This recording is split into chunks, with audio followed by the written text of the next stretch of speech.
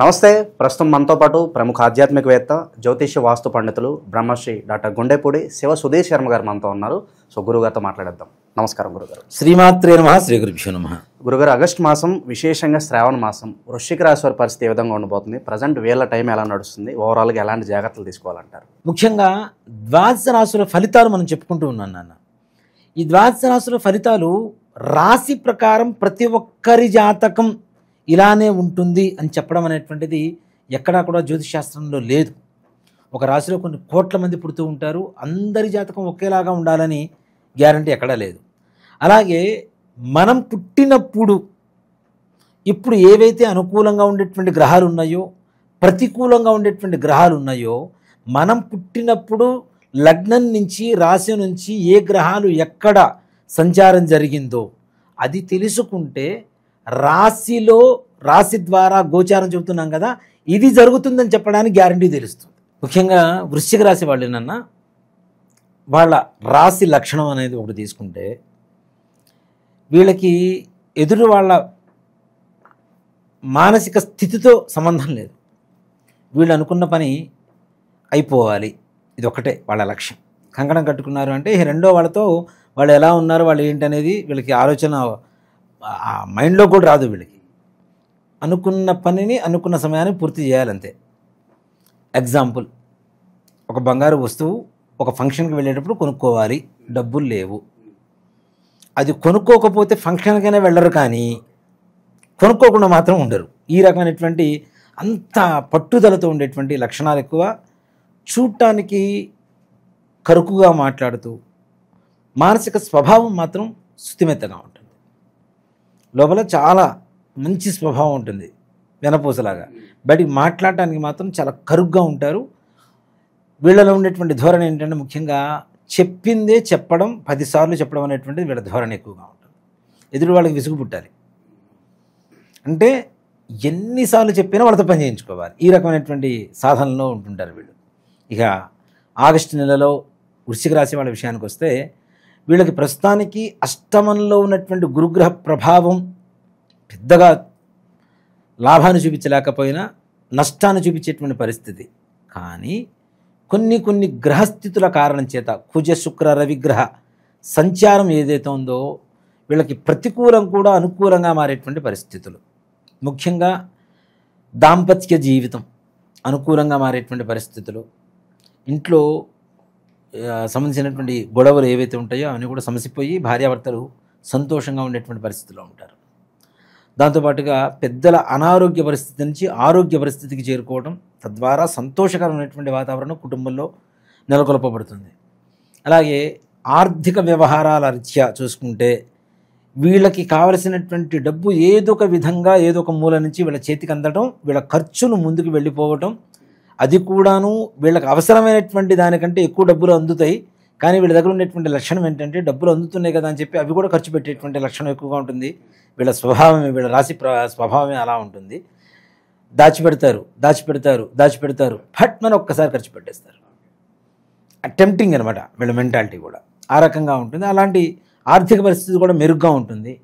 పైగా వీళ్ళకు ఉండేటువంటి అప్పులు కూడా తీరేటువంటి మార్గం కనపడుతుంది. వీళ్ళు ఎవరికన్నా ఇచ్చినటువంటి అప్పులు కూడా తిరిగి వచ్చేటువంటి మార్గం కనపడుతుంది. అలాగే ఎప్పుడో ఎక్కడో ఎన్నో ఏళ్ల క్రితం వీళ్ళు ఒక చిన్న సహాయమో ఏదో చేసి పెట్టుంటారు ఎవరికో, అది దాని రిఫ్లెక్ట్ మరలా ఇన్ని సంవత్సరాల తర్వాత ఆగస్టు మాసంలో రాబోతుందని చెప్పడంలో ఆశ్చర్యపడాల్సిన అవసరం లేదు. వీళ్ళు ఎప్పుడో చేసినటువంటి మంచి అంటే మనం చూస్తూ ఉంటాం, మంచి చేస్తే మంచి వస్తుంది, చెడు చేస్తే చెడు వస్తుంది, కర్మ ఫలితం ఆ రిఫ్లెక్ట్ ఉంటుందని చెప్తాం కదా. అలాంటిది మాత్రం 100% వీళ్ళకి రాబోతుంది. మంచి అంటే మనం వీళ్ళ ద్వారా ఈ స్థితిలో ఉన్నాం కదా, వీళ్ళకి ఏదైనా హెల్ప్ చేద్దాం, వీళ్ళు బాధల్లో ఉన్నారు అని చెప్పి ఎప్పుడో సహాయం తీసుకున్నటువంటి వ్యక్తులు మరలా వీళ్ళ జీవితంలోకి రావడం, వీళ్ళకి సహాయం చేసేటువంటి పరిస్థితులు మాత్రం సంపూర్ణంగా కనపడుతూ ఉన్నాయి. అలాగే భూపరమైనటువంటి రైతులు కావచ్చు, రియల్ ఎస్టేట్ వ్యాపారస్తులు కావచ్చు, భూమికి సంబంధించినటువంటి రైతులు కొంతవరకు ఇబ్బంది పడతారేమో, కానీ రియల్ ఎస్టేట్కి సంబంధించినటువంటి వాళ్ళు మాత్రం అధిక మొత్తంలో లాభాలు పొందేటువంటి అవకాశం. ఎలా అంటే ఖర్చు పెట్టుకున్నంత, దాచుకున్నంత లాభాన్ని పొందేటువంటి పరిస్థితుల్లో రియల్ ఎస్టేట్ వాళ్ళ ప్రయాణం సాగబోతోంది. ఇక దాంట్లో ఏమాత్రం కూడా సంశయం లేదు. అది అప్రతిహతంగా ముందుకు వెళ్తూనే ఉంటుంది. ఇంకా రాబోయే రోజుల్లో ఇంకా ఆర్థికంగా బలపడేటువంటి అవకాశాలు ఉన్నాయి. కానీ ఇక్కడ ముఖ్యంగా అనారోగ్య పరిస్థితి ఈ రాశి వాళ్ళకి, ఇంట్లో వాళ్ళకి పెద్దలకి అందరికీ బాగానే ఉంటుంది. ఈ రాశి వాళ్ళకి మాత్రం రక్త సంబంధమైనటువంటి హెల్త్ ప్రాబ్లమ్స్ చిన్న చిన్నవి వచ్చేటువంటి అవకాశాలు కనబడుతున్నాయి. అవి కొంచెం తగిన జాగ్రత్తలు తీసుకోవాల్సినటువంటి పరిస్థితి. వాటిలో ముఖ్యంగా వంశపరంపరగా వచ్చేటువంటి హెరిడిటీ ప్రాబ్లమ్స్ ఏవైతే ఉంటాయో, బీపీ, షుగర్లు ఇట్లాంటివి, థైరాయిడ్ ఇట్లాంటివి ఏదైనా తొందరగా అటాక్ అవ్వడానికి ఛాన్సెస్ ఉన్నాయి. కాబట్టి తగిన జాగ్రత్తలు తీసుకోవాల్సినటువంటి పరిస్థితి ఉంది. అలాగే విద్యార్థులు ఇప్పుడు చదువుతారు, కానీ ఎగ్జామ్ హాల్కి వెళ్ళేసరికి గుర్తుండదు. ఏంటి అంటే డీవియేట్ అయిపోతుంటారు, మైండ్ డీవియేట్ అయిపోతుంటుంది బ్రెయిన్.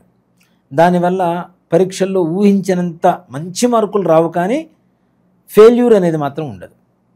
అలాగే విదేశీ ప్రయాణాలు చేయాలి అనుకునేటువంటి వాళ్ళకు కూడా విశేషమైన యోగదాయకంగా ఉంటుంది. 100% ఈ నెలలో ఆ దిశగా ప్రయాణం ప్రారంభిస్తే అది ప్రశాంతమైనటువంటి వాతావరణాన్ని ఇస్తుంది. వెళ్తారు, వెళ్ళిన తర్వాత అక్కడ స్థిరపడేటువంటి అవకాశాలు ఉంటాయి. ముందుగా విదేశాల్లో ఉద్యోగాలు చేస్తున్నటువంటి వాళ్ళు కూడా మంచి ప్రశాంతత, ఇప్పుడున్నటువంటి టెన్షన్ పరిస్థితి ఉంది. ఉద్యోగాలు ఉంటాయా పోతాయా గట్టిగా తుమ్మితే ఊడిపోయే ముక్కులాగా తయారైంది వాళ్ళ పరిస్థితి. కానీ ఈ రాశి వాళ్ళకి ఈ రకమైనటువంటి ప్రమాదం అయితే లేదు. పైగా వాళ్ళ అధికారులు మన్ననలు పొందేటువంటి అవకాశం ఉంటుంది. ఇప్పుడు 10 మందిని తీసేస్తాం. ఈ 10 మంది భారం వీళ్ళ మీద పడ్డప్పుడు 10 మందికి ఇచ్చేటువంటి జీతంలో ఎంతో కొంత కూడా వీళ్ళకు కూడా లాభం చేకూరుతుంటుంది కదా. అలాంటి పరిస్థితుల్లో కూడా ఆర్థికంగా పుంజుకునేటువంటి పరిస్థితులు కనపడుతూ ఉన్నాయి. వివాహ ప్రయత్నాలు చేయవద్దని చెప్తాను. వివాహ ప్రయత్నాలు చేస్తే వాటి వల్ల మానసికమైనటువంటి ఇబ్బంది, 1, 2, 3, 4 సంబంధాలు చూస్తూ ఉంటే మెంటల్ డిప్రెషన్కి వెళ్ళిపోతుంటాం. ఏది కుదరకపోతే, నచ్చట్లేదా, మనం నచ్చట్లేదా, ఈ 2 సమస్యలే. కాబట్టి అసలు చూడకపోవడం అనేది మంచిది. కాబట్టి చూడకుండా ఈ నెల తప్పించి చూడండి, తర్వాత బాగుంటుంది. కాబట్టి వివాహ సంబంధమైనటువంటివి మాత్రం అంత పెద్దగా రాదు. పైగా ఇంకోటి కూడా చెప్తాను, ఈ సమయంలో కుదిరేటువంటి వివాహాలు ఏవైతే ఉంటాయో ఇవి కూడా ప్రమాదకరంగా భవిష్యత్తులో మారేటువంటి అవకాశాలు కనబడుతూ ఉన్నాయి. కాబట్టి అసలు భవిష్యత్తు గురించి ఆలోచించడం, ఇప్పుడు జరుగుతున్నటువంటి పరిస్థితి గురించి ఆలోచిస్తే ఈ నెలలో వివాహ సంబంధాల గురించి ఎక్కడ ప్రస్తావన తేవడం కానీ, ఆలోచించడం కానీ, చూడటం కానీ, ఏవి ముందుకు వెళ్ళడం కానీ చేయవద్దు అనేది నిస్సంకోచంగా చెప్పవచ్చు. ఇక రాజకీయ నాయకుల పరిస్థితి, రాజకీయ నాయకులకి ఉన్నతమైనటువంటి పదవి ఊరిస్తూ ఉంటుంది. మాసం చివరిలో, మాసాంతంలో దాదాపుగా వీళ్ళు అనుకునేటువంటి టార్గెట్కి దగ్గరవుతూ ఉన్నత పదవులు పొందేటువంటి అవకాశం సంపూర్ణంగా కనపడుతుంది. ఎలాంటి వ్యాపారాలు బాగా కలిసి వస్తాయి అంటారు వీళ్ళకి? నిజంగా చెప్పానంటే ఇందాక రియల్ ఎస్టేట్ అని చెప్పాను చూడండి, రియల్ ఎస్టేట్ వాళ్ళకి చాలా బాగుంటుంది నాన్న. అలాంటి వ్యాపారంలో దిగటం కానీ, కన్స్ట్రక్షన్ ఫీల్డ్ కానీ ఇట్లాంటి వాటికి చాలా బాగుంటుంది. దాంతోపాటుగా మెడికల్కి సంబంధించినటువంటి ఫీల్డ్లో ఉన్నటువంటి వాళ్ళకు కూడా ఈ నెలలో ఉన్నతమైనటువంటి యోగం కలుగుతుంది. మెడికల్ రిప్రజెంటేటివ్స్ కావచ్చు, డాక్టర్స్ కావచ్చు, నర్సులు కావచ్చు, ఈ ఆయుర్వేదం కావచ్చు, అది ఏ డాక్టర్ అయినా, హోమియోపతి కావచ్చు. ఈ నెలలో అంటే దీనికి కారణం ఏంటి అంటే జనాలకు రోగాలు ఎక్కువ వస్తాయి, అంతమించి ఏం లేదు కదా. వాడు బాగుండాలి అంటే రోగాలు జనాలకు ఎక్కువ మందికి రావాలి. కాబట్టి అనారోగ్య పరిస్థితులు, ఈ వైరల్ ఫీవర్స్ ఇవన్నీ ఎక్కువ వచ్చేటువంటి పరిస్థితి, తద్వారా వాళ్ళకి ఆర్థిక లాభాన్ని చేకూర్చేటువంటి పరిస్థితులు బాగా కనబడుతూ ఉన్నాయి. సమాజంలో మనకంటూ కొంత పేరు, గుర్తింపు ఎక్స్పెక్ట్ చేసే వాళ్ళకి ఎలా ఉంటుందంటారు? ముఖ్యంగా ఆడవాళ్ళ వల్ల మగవాళ్ళకి, మగవాళ్ళ వల్ల ఆడవాళ్ళకి ఇబ్బందులు కలిగేటువంటి పరిస్థితులు కనపడుతున్నాయి. కాబట్టి పరిచయాలలో కొంచెం జాగ్రత్త. వీళ్ళలో ముఖ్యంగా చెప్పాలంటే కొంచెం హైట్ తక్కువ, బాగా 5, ఈ 5 అంటే హైట్ తక్కువ, ఇంకా 5 కంటే లోపల, అలాగే ఎర్రగా ఉండేటువంటి వ్యక్తులు, ఇట్లాంటి వాళ్ళతో కొంచెం జాగ్రత్తగా ఉండాల్సినటువంటి పరిస్థితులు కనబడుతున్నాయి. తద్వారా పరువు నష్టం వాటిల్లేటువంటి పరిస్థితి, లేనిపోని శత్రుత్వాలు తెచ్చుకునేటువంటి పరిస్థితి ఉంది. ఆర్థికంగా అన్నీ బాగున్నప్పుడు ఇలాంటివి లేనిపోనివి చెత్తంతా నెత్తిన వేసుకొని బాధపడేదానికంటే ఇలాంటి వాటిని అవాయిడ్ చేయటం. ఇక్కడ అవాయిడ్ చేయడం అనేది, పురుషుల్ని అవాయిడ్ చేయడం ఒక పద్ధతి, ఆడవాళ్ళని అవాయిడ్ చేయడం అనేది చాలా డేంజరస్. అవునా? ఆడవాళ్ళని మనం వద్దు అన్నా, వాళ్ళని అవాయిడ్ చేస్తున్నామని తెలిసినా వాళ్ళు కక్షగట్టి వేరే విధంగా, అంటే వాళ్ళే ఒక ఆయుధం అనుకుందాం, వాళ్ళ దగ్గర చాలా ఆయుధాలు ఉంటాయి, ఏది ప్రయోగించినా పతనం అయ్యేది మనమే. కాబట్టి అట్లాంటి వాటికి నిదానంగా సమాధానం చెప్తూ వాళ్ళని ఎంతలో ఉంచాలో అంతలో ఉంచడం అనేది ఉత్తమమైనటువంటి. ప్రజెంట్ ఉన్న గ్రహస్థితి బట్టి సరైన నిర్ణయాలు తీసుకోగలుగుతారు వీళ్ళు, అది ఉంటుందట. నిర్ణయంలో ఏమాత్రం కూడా సంశయం లేదు, తీసుకోగలుగుతారు. స్థితప్రజ్ఞత ఎక్కువ వీళ్ళకి. ఏది సంతోషం వచ్చినా పెద్దగా ఇది పడరు, బాధ వచ్చినా బాధపడరు. కానీ నిర్ణయం తీసుకునేటప్పుడు ఒకటికి 2 సార్లు ఆలోచించి తీసుకోవడం అనేది మంచిది. ముఖ్యంగా పార్ట్నర్షిప్ బిజినెస్లు అసలు చేయవద్దు. చేస్తే 100% లాస్ అయ్యేది ఈ రాశి వాళ్ళే, దాంట్లో ఏమాత్రం కూడా సంశయం లేదు. ఇక విశేషంగా మనకు ఇప్పుడు శ్రావణ మాసం కాబట్టి ఎలాంటి పరిహారాలు వీళ్ళకి బాగుంటాయి అంటారు గురుగారు? ఇక్కడ ఒక మాట చెప్తానన్న, ఇప్పుడున్నటువంటి 12 రాశులు 12 రాసుల్లో కూడా ఎవరికైనా సరే ప్రపంచంలో ఉన్న 700 కోట్ల చిల్లర జనాభా అందరికీను 2 రకాల దోషాలు ఉన్నాయని ఖచ్చితంగా చెప్పగలుగుతా. ఏంటి? పితృదోషం, స్త్రీ శాపం. వీటిలో ఇంకా అనేక రకాలైనటువంటి దోషాలు ఉన్నాయి. దేవతా శాపాలని, వృక్షవధలు, జంతువధలు, సర్పవధలు, ఇట్లాంటివన్నీ కూడా దోషాలే. ఇవన్నీ మన పూర్వీకులు చేసినటువంటి తప్పిదాల వల్ల భవిష్యత్ తరాలు అనుభవిస్తాయి. మన పూర్వీకులు ఆస్తులు ఇస్తే మనం తీసుకుంటామా లేదా? అట్లాగే వాళ్ళు చేసినటువంటి తప్పులకి ప్రభావం కూడా మనం తప్పనిసరిగా అనుభవించాల్సిందేగా. మా తాతగారు ముత్తాతగారు ఉన్నారు, ఆస్తులు మొత్తం అమ్మేశాడు. ఆ పేదరికం అనేటువంటిది కంటిన్యూ అవుతుందా లేదా? అవునా? అలాగే ఆస్తులు బాగా కూడబెట్టాడు, ఆ డబ్బులు అయితే మేము తింటామా లేదా? దాని ప్రతిఫలమితం అంటే ఒక్క ఆడవాళ్ళ కన్నీటి చుక్క మీ వంశాన్ని మహాసముద్రమై సముద్రంలో వచ్చేటువంటి సునామీగా మార్చి వంశాన్ని మింగేస్తుంది. దీనివల్ల పెళ్ళిళ్ళు కాకపోవటం, అనుకున్నటువంటి పనులు కాకపోవటం, వ్యాపారం బాగుండకపోవటం, ఉద్యోగం సరిగా రాకపోవటం, పిల్లల మాట వినకపోవటం, పిల్లలు ఆరోగ్యవంతంగా ఉండకపోవటం, ఇంట్లో అనారోగ్య సమస్యలు, ఆర్థిక సమస్యలు, ఇచ్చిన అప్పులు వెనక్కి రావు, మనం తీసుకున్న అప్పులు తీర్చలేము, మనం ఎవరికన్నా అడ్డుండి ఇప్పిస్తే అవి కూడా మనం కట్టుకునేటువంటి పరిస్థితులు రావటం, ఇట్లానే దీంతో పాటుగా అనేక రకాలైనటువంటి మానసికమైనటువంటి అస్థిమిత, అట్లానే పిల్లలు ఆటిజంతో పుట్టడం, అవునా, చదువుకోరు, ఇంకా దుర్వ్యసనాల పాలవటం. అంటే మనుషుల్లో అందరికీ ఉందనే చెప్తాను. ఇంకా చెప్పాలి అంటే దాదాపు 80-85 ఆ టైం నుంచి పుట్టినటువంటి ప్రతి ఒక్కరికి ఉంది. దాంట్లో ఏమాత్రం కూడా సంశయం లేదు. పరిష్కారం ఏంటంటారు దీనికి? ఒక్కడేనన్న, ఇది ప్రతి అమావాస్యకి మనం పితృకార్యాలు చేస్తూ ఉంటాం, అవునా? అలాంటి అమావాస్య ప్రతి నెల చాలా విశేషమైనటువంటిది. మనం ప్రతి నెల అమావాస్యకి ఇంట్లో పితృతర్పణ వదలండి, ఎవరికైనా బ్రాహ్మణికి స్వయం పాకం ఇవ్వండి అని చెప్తుంటాం. తద్దినాలు పెట్టరు. తద్దినాలు పెట్టకపోవడం, మేము కాశీలో పెట్టొచ్చామండి, గైలో పెట్టొచ్చామండి, నిన్న భోజనం చేసాం, ఇవాళ భోజనం చేయకుండా మానుతామా? నిన్న పండగ జరిగింది, మరుసటి రోజు మళ్ళీ వండుకొని తింటామా లేదా? అవునా? అక్కడెక్కడో కాశీలో పిండం పెట్టొచ్చాము, ఇంకా అయిపోయింది అంటే అది ఎట్లా కరెక్ట్ అవుతుంది? కొంతమంది ఇంట్లోంచి చెప్పకుండా వెళ్ళిపోతుంటారు. వాళ్ళు ఉన్నారో లేరో కూడా తెలియదు.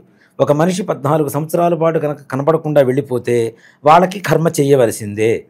అది చేయట్లేదు, అవి వదిలేస్తున్నాం. అసలు ఇప్పుడు ఉన్నారో లేదో కూడా తెలియదు, వదిలేస్తున్నాం. ఇలాంటివి తద్దినాలు పెట్టకపోవటం, కర్మలు సరిగా చేయకపోవటం, శ్రాద్ధం శ్రద్ధతో పెట్టకపోవటం, తల్లిదండ్రులు ఇచ్చినటువంటి జన్మ, వాళ్ళు ఇచ్చినటువంటి విద్య, వాళ్ళు ఇచ్చినటువంటి శరీరం, రక్తం, మాంసం, దీంతో పాటుగా వాళ్ళు ఇచ్చినటువంటి జ్ఞానంతో మనం బ్రతుకుతున్నాం. ఇన్ని ఇచ్చినటువంటి వాళ్ళ రుణం తీర్చుకోవాల్సిన అవసరం ఎవరికి ఉంది? కొడుకుంటాం, అవునా? ఇలా కొడుకు చేయకపోవటం వల్ల కొడుకులు పుట్టకుండా కేవలం కూతుళ్ళే పుట్టేటువంటి దోషం కూడా ఈ దోషం ద్వారా కనబడుతూ ఉంటుంది. అంటే ఇక వంశం లేదుగా. నెక్స్ట్ ఇంటి పేరు ఎక్కడుంది? ఆడపిల్లలే పుడితే ఇంకో ఇంటికి అమ్మాయిని ఇస్తావు, అమ్మాయి ఇంటి పేరు అబ్బాయి ఇంటి పేరు అవుతుంది, కానీ నీ ఇంటి పేరు లేదు కదా, అయిపోయింది కదా, శాశ్వతంగా నీ వంశం నిర్వంశం అయిపోతుంది. ఇలా అసలు పిల్లలు పుట్టకపోవటం కూడా, అనుకున్న పని ఏ ఒక్కటి పూర్తి కావటం లేదా. సింపుల్గా చెప్పాలంటే ప్రశాంతంగా మీ జీవితంలో లేరా అంటే మీ వంశంలో, మీ పూర్వీకుల్లో ఆడవాళ్ళు మగవాళ్ళు 60 ఏళ్ల లోపల heart problem, kidney problem, liver problem, brain stroke, suicide, accidents, cancer, ఇట్లాంటి కారణాలతో చనిపోయారు. మీ పూర్వంలో 2 వేసి పెళ్ళిళ్ళు చేసుకున్నారు, ఇంట్లో భార్య ఉండగా కూడా ఇల్లీగల్ కాంటాక్ట్స్ పెట్టుకొని ఇంట్లో ఉన్న ఆడవాళ్ళని బాధ పెట్టారు. భర్త ద్వారా భార్య కావచ్చు, అత్తమామల ద్వారా కోడలు కావచ్చు, ఆడపడుచు ద్వారా వదిన కావచ్చు, వదిన ద్వారా ఆడపడుచు కావచ్చు, మరుదుల ద్వారా బావల ద్వారా మరదలు కావచ్చు. ఇలాంటి వాటికి ప్రతి నెల అమావాస్య మా ఆధ్వర్యంలో జరుగుతూ ఉంటుంది. తప్పనిసరిగా గోకర్ణంలో మహాబలేశ్వరుడి చెంత ఈశ్వరుడు ఆత్మలింగం, ప్రపంచంలో ఇంకెక్కడా లేనటువంటి ఒకే ఒక్క చోట ఉన్నటువంటి ఆత్మలింగం గోకర్ణ క్షేత్రంలో మాత్రమే ఉంది. అక్కడ చాలామంది కూడాను ఈ మన సామూహికమైనటువంటి శ్రాద్ధాలు అవి చేస్తుంటారు. దయచేసి మీరు చేయించుకోపోయినా పర్లేదు, సామూహికమైనటువంటి శ్రాద్ధాలు పెట్టవద్దు. దానివల్ల వచ్చేటువంటి మంచి ఫలితం కంటే చెడు ఫలితాలు ఎక్కువగా ఉంటాయి. ఈ వెబ్సైట్లు అవన్నీ కూడా చాలా క్రియేట్ చేసి చాలామంది చేస్తున్నారు. అవి కూడా వాటిలో ప్యాకేజీలు పెడుతున్నారు. అవన్నీ కరెక్ట్ కాదు నాన్న. రాండి తప్పనిసరిగా. సశాస్త్రీయంగా ఎవరైతే బ్రాహ్మలు ఉంటారో, కర్ణాటకలో అందరికీ తెలుసు జంగం వాళ్ళు ఎక్కువ మంది ఉంటారు. జంగం వాళ్ళు కాదు, బ్రాహ్మలే, జంగం వారే. సో కాబట్టి బ్రాహ్మలు చేసేటువంటి విధానంగా సశాస్త్రీయంగా అక్కడ తప్పనిసరిగా పూజ చేయించుకొని మన దగ్గర నుంచి బస్సులో నుంచి బయలుదేరుతుంటాం. ఇక్కడ నుంచి ప్రతి నెల అమావాస్య ముందు రోజు బయలుదేరుతాం. అమావాస్య రోజు పూజ అక్కడ. అందులో ఈ శ్రావణ బహుళ అమావాస్య మఖా నక్షత్రం కలిసి వచ్చింది. ఈ దోషాలు ఉన్న వాళ్ళ వంశంలో మఖా నక్షత్రంలో పుట్టేవాడు కూడా కొంతమంది ఉంటారు. మఖా నక్షత్రం కలిసి వచ్చినటువంటి అమావాస్య, శ్రావణ బహుళ అమావాస్య చాలా విశేషమైన ఈ ఆగస్టు మాసంలో వచ్చే అమావాస్య. ఈశ్వరుడికి, వెంకటేశ్వర స్వామి వారికి, లక్ష్మీదేవికి, గౌరీదేవికి, పితృదేవతలకి, చంద్రుడికి, ఇంతమందికి ఇష్టమైనటువంటి మాసం ఇది. ఇంతమంది మాసం ఇష్టమైనటువంటి దేవతలకి ఆరాధనకి అర్హత కలిగినటువంటి మాసంలో శ్రావణ బహుళ అమావాస్య ఆగస్టు 23వ తారీఖు అయింది. 22వ తారీఖు ఇక్కడ బయలుదేరుతాం. 23వ తారీఖు పూజ ఉంటుంది. మరలా చేయించుకొని 24వ తారీఖు ఉదయం 11 గంటల గల హైదరాబాద్లో ఉంటాం. కాబట్టి రావాలనుకున్నటువంటి వాళ్ళు అందరూ రాండి తప్పనిసరిగా. నా ఆధ్వర్యంలో, అంటే నేను చేయించడం కాదు, నేను అక్కడ బ్రాహ్మణులు పెట్టి చేయిస్తూ ఉంటాం. తప్పనిసరిగా నేను కూడా కలుస్తాను మిమ్మల్ని అక్కడ. తప్పనిసరిగా రాండి. రావాలనుకున్న వాళ్ళు దయచేసి సామూహికంగా చేయించుకోవద్దు. సో కాబట్టి దీనికి ప్రత్యక్ష నిదర్శనం ఇంకోళ్ళు కాదండి. నాకు నేనే 2018లో నేను చేయించుకున్నాను. నాది లైక్ శబరి తత్వం. నాది భక్తి అంటే శబరి తత్వం. రాముడికి పండ్లు ఇచ్చేటప్పుడు ఆవిడ ఎంగిలి చేసి బాగుందా లేదా అని టేస్ట్ చూసి మరీ ఇచ్చింది. నేను చేయించుకున్న తర్వాత నాకు బాగుంటే మిగిలిన జనాలకు చెప్తా. నేను తినకుండా పండు బాగుంది తిను అంటే అది ఎంతవరకు? అవునా? అది మొహమాటానికి వగరుగా ఉన్న తీయగా ఉందని చెప్తారు. అలా కాదు, నేను అనుభవించాను కాబట్టి ఎదుటి వాళ్ళకి చెప్పడానికి నాకు అర్హత కలిగింది. మనం అనుభవించిన తరువాత, మనం చేసిన తర్వాత చెప్పడం అనేటువంటిది ధర్మం. కాబట్టి నేను చేయించుకున్న నా జీవితం సంపూర్ణంగా అక్కడ ఉన్నటువంటి మహాబలేశ్వరుడు అనుగ్రహంతో నా జీవితం మహాబలంగా తయారైంది. అందరికీ తెలిసిన విషయమే. నన్ను ఇప్పుడు పరిహారాలు చెప్తాం, రాశి ఫలాలు చెప్తూ ఉంటాం. దీంతో పాటుగా ఈ మీరు చెప్పారండి మేము చేస్తున్నాం, ఒక ఫలితం కనబట్టలేదనేటువంటి వాళ్ళు కొంతమంది ఉంటారు. ఇక్కడ మాకు జరగట్లేదండి. రాశి ప్రకారం జరిగేవి చెప్పేవి అన్నీ జరగాలని గ్యారంటీ లేదు. మీ వ్యక్తిగత జీవితంలో ఇప్పుడు వృశ్చిక రాశిలో కొన్ని కోట్ల మంది ఉన్నారు. కోట్ల మందికి ఒకేలాగా ఉంటుందని గ్యారంటీ ఏముంది? అందరి స్వభావాలు ఒకేలాగా ఉండవు, అందరి పర్సనాలిటీలు ఒకేలాగా ఉండవు, అందరి మెంటాలిటీ ఒకేలాగా ఉండదు, అందరు చేసే వృత్తి వ్యాపార ఉద్యోగాలు ఒకేలాగా ఉండవు.